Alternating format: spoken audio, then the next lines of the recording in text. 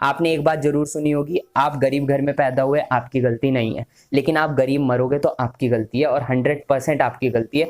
Hello दोस्तों, welcome to Doval talk. ये video एक मोटिवेशनल वीडियो होने वाली है उन सभी स्टूडेंट्स के लिए जो रेलवे ग्रुप डी की तैयारी कर रहे हैं पर पिछले 2-3 साल से एग्जाम ना होने की वजह से डिमोटिवेट हो गए हैं। साथ ही में इस वीडियो में हम बात करेंगे थोड़ा कंपटीशन लेवल के भी बारे में। तो वीडियो बहुत ज्यादा इंफॉर्मेटिव होगी, साथ में मोटिवेशनल भी होगी, तो वीडियो में लाइक्स की कमी बिल्कुल नहीं रहनी चाहिए और वीडियो को लास्ट तक जरूर देखना। अब रेलवे ग्रुप डी का एग्जाम ज्यादा दूर नहीं है और अगर आप इस एग्जाम को फर्स्ट अटेम्प्ट में क्लियर करना चाहते हैं तो आपको ज्यादा से ज्यादा मॉक टेस्ट लगाने पड़ेंगे। और यार ये एक बेहतरीन मौका है किसी भी मॉक टेस्ट को खरीदने के लिए, क्योंकि अभी टेक्स्ट बुक में एक लीग चल रही है, टेक्स्ट बुक प्रीमियर लीग, जिसके अंतर्गत अगर आप टेक्स्ट बुक का 399 वाला पास खरीदते हो और वहां पर मेरा कूपन कोड DT10 लगा देते हो तो यही पास आपको 360 रुपीज़ में मिल जाएगा। 360 रुपीज़ में आप लोगों को कुछ बेनिफिट मिल जाएंगे। एक तो आप लोगों को इस पास में 1 साल तक की वैलिडिटी मिलती है, लेकिन इस लीग के दौरान अगर इस पास को खरीदोगे तो आपको पूरे 18 महीने की वैलिडिटी मिलेगी। साथ में आप लोग अगर इस पास के पेज में जाके ये प्रिडिक्ट करोगे कि आज के मैच को कौन सी टीम जीतेगी और अगर आपका प्रिडिक्शन सही हुआ तो आप में से एक स्टूडेंट को सेलेक्ट किया जाएगा और उसको एक आईपैड गिफ्ट किया जाएगा। तो मौका अच्छा है, आप अपनी किस्मत भी आजमा सकते हो। बाकी मॉक टेस्ट लगाना तो एग्जाम के लिए जरूरी है ही, अगर वो आपके पास नहीं है तो वो भी खरीद सकते हो, इसलिए इसका लिंक मैंने डिस्क्रिप्शन में दे दिया है।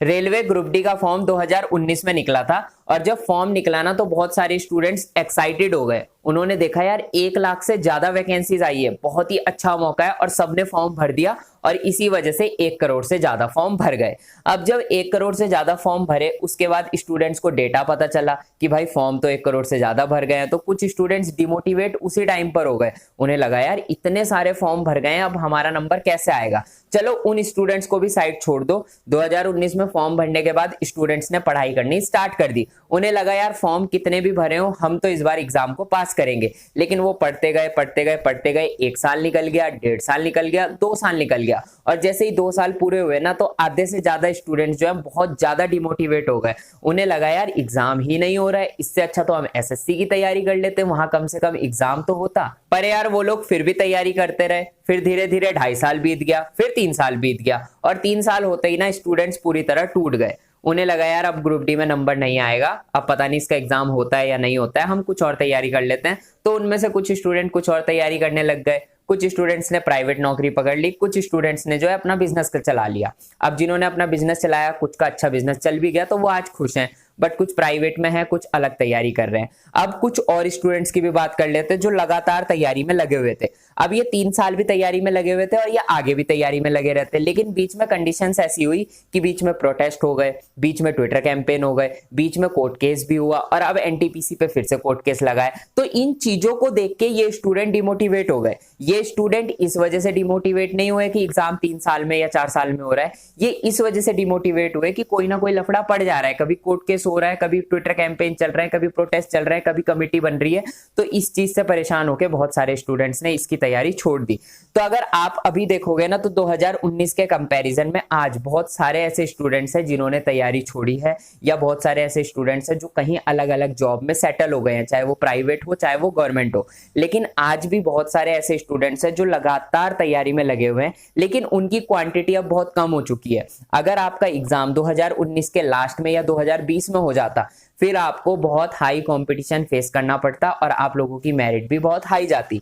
लेकिन यार आपका एग्जाम डिले होता रहा, डिले होता रहा, डिले होता रहा, तो स्टूडेंट तैयारी छोड़ते गए। और अगर आपकी जगह मैं होता मैं भी ऐसी करता। हम सब इंसान ही तो हैं, सब परेशान हो जाते हैं। आप एक एग्जाम्पल सीधा सा समझो, अगर मैं आप लोगों को 2-3 महीने तक लगातार दाल चावल ही देता रहूं कि दाल चावल ही खाना है सुबह दिन शाम, तो आप लोग परेशान हो जाओगे। अगर झेलोगे भी कितना झेलोगे, 10 दिन 15 दिन 1 महीना 2 महीना 3 महीना, 3 महीने बाद आप कहोगे भाई छोड़ो मुझे खाना ही नहीं खाना है। तो यही चीज हुई है, पहले तो स्टूडेंट झेलते रहे और अब परेशान होकर उन्होंने तैयारी छोड़ी है। तो इसका फायदा उन स्टूडेंट्स को मिलने वाला है जो लगातार तैयारी में लगे हुए हैं। अब मैंने जितनी भी बातें कही इसको सुनने के बाद आपके मन में एक सवाल आएगा कि अगर कंपटीशन कम हुआ है तो NTPC की कट ऑफ हाई क्यों गई, कंपटीशन तो वहां पे भी कम होना चाहिए था ना, क्योंकि उसका एग्जाम भी इतना लेट हुआ है। लेकिन यार एक सीधी सी बात है, एनटीपीसी में रेलवे ने कहा था हम 7 गुना कैंडिडेट को सीबीटी 2 में लेंगे, 7 गुना नहीं सॉरी 20 गुना कैंडिडेट को लेंगे, मतलब कि 7 लाख को। लेकिन जब उन्होंने रिजल्ट दिया तो 7 लाख कैंडिडेट वहां सेलेक्ट नहीं हुए, वहां कैंडिडेट सेलेक्ट हुए 3 से 4 लाख। और वो 3 से 4 लाख ऐसे स्टूडेंट थे जो कि टॉपर थे, जिनके नंबर 90, 95, 80 ऐसे थे। तो अलग अलग लेवल पे वो टॉपर्स ही सेलेक्ट थे, और जहां पर टॉपर्स ही सिर्फ सेलेक्ट होंगे वहां पे मेरिट तो आपकी ऊपर जानी है। तो इस वजह से एनटीपीसी की मेरिट ऊपर चली गई। लेकिन ग्रुप डी में ऐसा नहीं होगा, ग्रुप डी में एक कॉमन मेरिट लगेगी, जनरल की अलग, ओबीसी की अलग, हर एक कैटेगरी की अलग अलग। तो यहाँ पर चांस बन रहे इतनी ज्यादा इस बार कट ऑफ नहीं जाएगी, और कट ऑफ अगर हाई हुई भी ना तो थोड़ी बहुत हाई होगी, क्योंकि इस बार कंपटीशन आपको कम फेस करना पड़ेगा। और अगर ये ग्रुप डी की भर्ती या एनटीपीसी की भर्ती आपके हाथ से निकल गई तो आपके लिए बहुत बुरा समय आगे आने वाला है, क्योंकि आगे सीईटी भी लग रहा है। बात तो वैसे चल रही है कि नई भर्तियां भी आपकी बहुत जल्द आएगी, लेकिन वो नई भर्तियां आगे आने वाले 4, 5, 6 साल कब भरी जाएगी किसी को नहीं पता। तो अभी आपके पास बेस्ट मौका, रेलवे ही एक बेस्ट मौका आप लोगों के लिए है। एसएससी में इंग्लिश आती है तो आप में से बहुत सारे जो हिंदी मीडियम से हैं वो पहले ही बाहर हो गए। अगर वो आज तैयारी भी स्टार्ट करते हैं तो 1 साल उन्हें लगेगा अपनी इंग्लिश सही करने में, बाकी सब्जेक्ट तो छोड़ दो। बाकी जिनकी इंग्लिश अच्छी भी है तो उनकी शायद स्पीड अच्छी ना हो, क्योंकि एसएससी के एग्जाम्स में कई चीजें मैटर करती है। इंग्लिश आनी चाहिए, स्पीड अच्छी होनी चाहिए, नॉलेज तो आपकी होनी ही चाहिए, और मैथ में लॉजिक बेस्ट होने चाहिए आपके, तब वहां पे आप सवाल को बना पाओगे।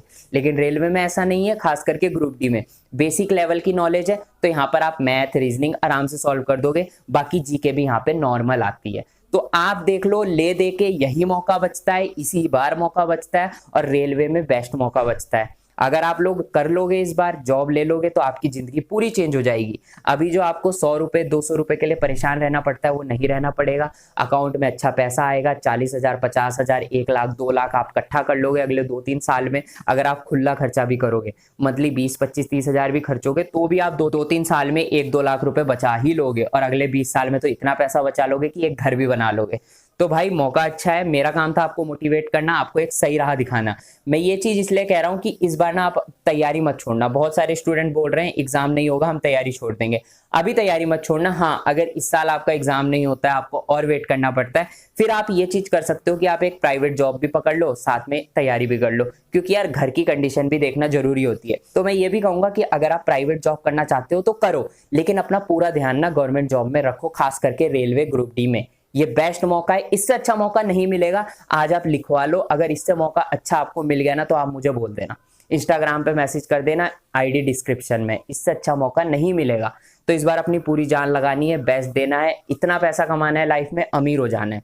आपने एक बात जरूर सुनी होगी, आप गरीब घर में पैदा हुए आपकी गलती नहीं है, लेकिन आप गरीब मरोगे तो आपकी गलती है, और 100% आपकी गलती है। तो गरीब मरना नहीं है, जॉब लेनी है। ऐसा भी नहीं है ग्रुप डी की जॉब लेके बहुत अमीर हो जाओगे, लेकिन इतने अमीर तो हो जाओगे कि अपने और अपने मम्मी पापा के सपने पूरे कर लो। तो मिलते हैं अपनी नेक्स्ट वीडियो में फुल मोटिवेशन के साथ। आज से पढ़ाई करनी है, बाकी कल वीडियो बनाता हूँ। चलो फिर, तब तक के लिए बाय।